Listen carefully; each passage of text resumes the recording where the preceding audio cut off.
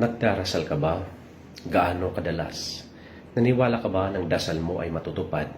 Mula sa Gospel ni St. Mark chapter 11 verse 24, "Therefore I tell you, whatever you ask in prayer, believe that you have received it and it will be yours." Marahil ang iba sa atin ay hindi masigasig sa pagdarasal dahil akala natin na di tayo pinapakinggan ng ating Panginoon. Ngunit sa ating ebanghelyo, ito ay nagpapatunay na lahat na ating hilingin sa Diyos na may panampalataya, lahat ay matutupad. Napakalaga po ang ating panalangin sapagkat sa panalangin po natin makikita ang ating tunay na relasyon sa ating Panginoon. Manalangin tayo. Panginoong Diyos, turuan niyo po kaming manalangin na patibayan ng aming panampalataya sa iyo na lahat ng aming hilingin ay matutupad basta kami ay matibay na may panampalataya sa iyo. Basbasan niyo po ang lahat na nakikinig ngayon na naway magkaroon ng katuparan ang kanilang kahilingan.